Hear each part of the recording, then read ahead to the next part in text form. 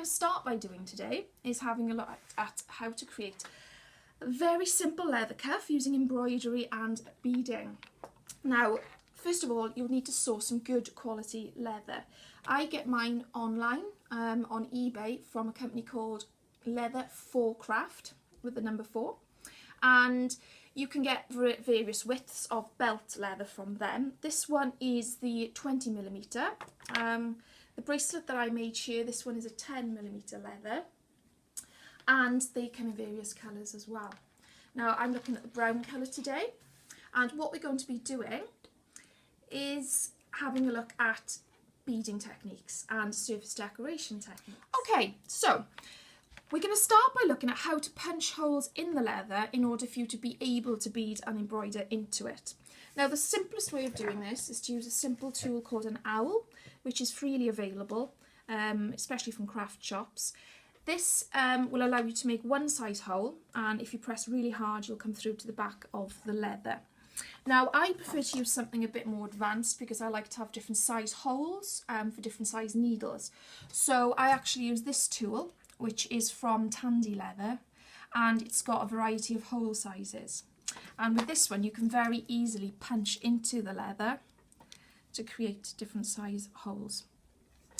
Now, once you have worked out what pattern of embroidery you would like, I'm looking at a very Aztec design here. It's a simple case of embroidering into it, where they can either be fabric threads, or you could even look at working with tong, which I have in this design. I tend to move away from very traditional looking leatherwork. I like to try something different and contemporary.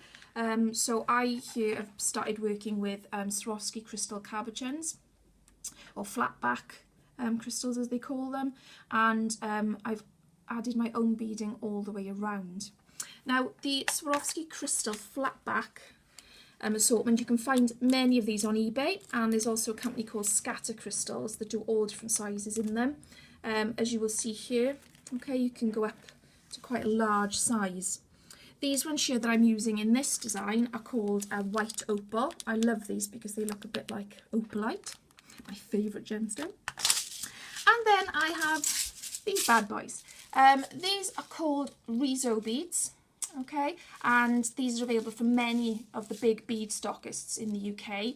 If you just Google Riso, they'll come up. And I like to use these to add an extra little touch to the designs, as you can see here.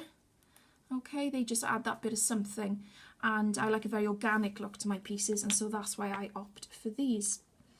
So all you need to do is glue on your Swarovski crystal using, I have the Leather Craft glue from Tandy, however most fabric glues will do. And where I have pierced the holes around, I've then embroidered with a very fine beading needle. Now, there are some other techniques you can use for decorating the surface of the leather before embroidering into it. You will see here on this design, I've got a nice print, which I've achieved with Dylon dyes, normal Dylon fabric paint, and a wood block. And you paint it on very finely, or use a roller if you can. And it's a simple case of printing onto the leather. And I like to seal it once it's dry with a little bit. Okay, so here's your finished result, which has been embroidered into with bugle beads and a turquoise yarn. You can obviously do this using various sizes of needle, whatever works best for your beads. I usually find I work with a thicker needle for the yarn, and then switch to a much thinner thread and thinner needle in order to bead on the bugle beads. Okay, so thank you for watching this tutorial. Contact me with any questions at all, and in one of the next tutorials I'll show you how to add in some leather embossing if you really want to make your design special.